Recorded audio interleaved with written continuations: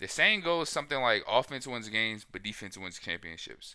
In today's game, we tend to get a lot of focus on the offense. The media wants to cover the quarterbacks, the running backs, the receivers. But today's video, we're going to do the opposite. We're going to go over to the other side of the ball, and we're going to look at the top 10 cornerbacks who we should be on the lookout for in college football 25. This video is centered obviously around my opinion. We have not got the official ranks yet, but we have a general idea. You can look at NFL draft boards and things like that. So with that being said, let's hop straight into the top 10.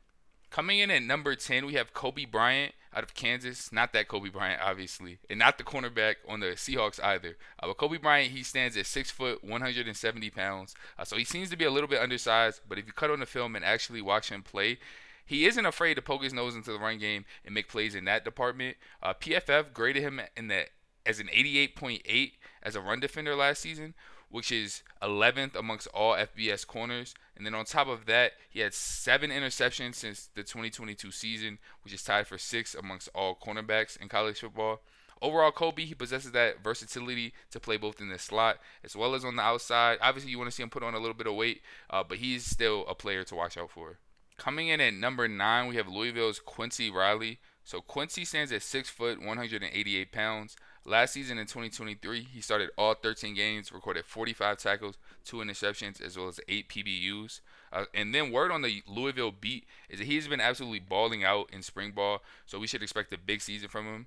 Quincy had the option to go turn pro. Obviously, he could have transferred as well, but he returned again to play out his final year of eligibility. So with a strong season, I could definitely see Quincy shooting up this board. But Quincy, number 9. Coming in at number 8, we have Oregon's Jabbar Muhammad. He stands at 5'10", 185 pounds. And what I will say, what he lacks in size, he definitely makes up for in heart. He's like that ultra feisty cornerback that you'd love to have on your team. The type of guy, the quarterback overthrows the ball. He's the one in the face of the receiver talking crazy. So exactly what you want in a DB.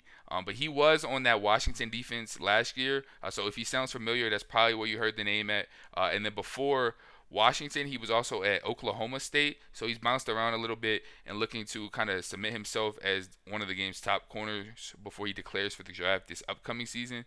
Last year, he led all cornerbacks with 19 forced incompletions. 17 of those came in single coverage, so he's used to kind of playing on an island by himself. Basically, in this Oregon defense, he looks to take the place of Kyrie Jackson. Coming in at number 7, we have Virginia Tech's Dorian Strong. So Dorian stands at 6 foot, 180 pounds. Last season, he logged 14 tackles, and then on top of that, he had 7 pass breakups, 3 interceptions, and he surrendered a mere 10.9 outstanding QB rating when targeted. On top of that, he led all FBS cornerbacks in completion rate allowed at 27.3% and yards allowed per coverage snap at 0.24. So overall, I think he's very underrated. He's probably my favorite player on this entire list, being a Virginia Tech fan. So go Hokies. Overall, I was going to say Virginia Tech as a team is pretty underrated this year, but they were given both the top 25 offense and defense by EA, and they're also garnering a lot of hype, possibly to win the ACC. So we'll see. But Dorian is definitely a player who I look forward to building around in my Virginia Tech dynasty. Overall, just a true lockdown cornerback who quarterbacks tend to want to just avoid completely, as you can see by his low pass breakups as well as interceptions. Coming in at number 6, we have Ohio State's Denzel Burke. So Burke is 6'1", 190 pounds, and he's another example of someone who was draft eligible this past season but decided to return to college to kind of hone his skills and maybe shoot up the draft board a little bit.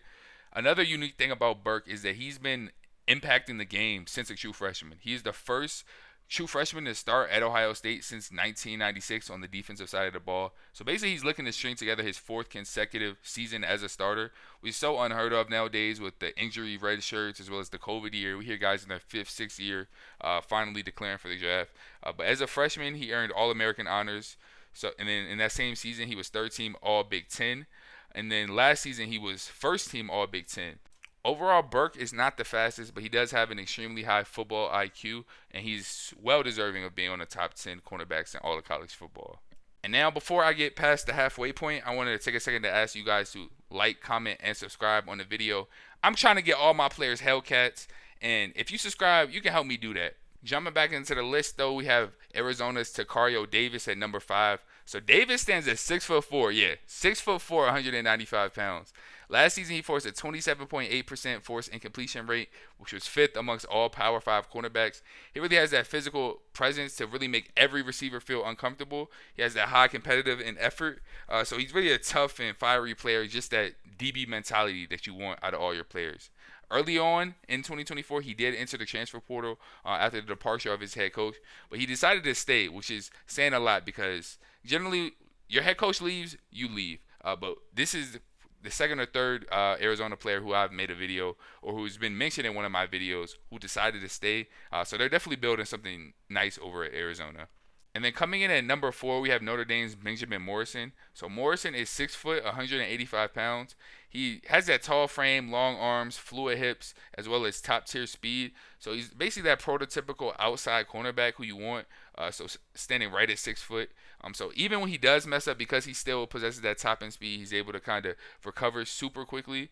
As a true freshman in 2022, he tied for the Power 5 lead with 6 interceptions and then 29.2 passer rating allowed, ranked third in that same season. In 2023, he made 30 tackles, 4 assists, and 12 stops, along with 8 PBUs and 3 interceptions.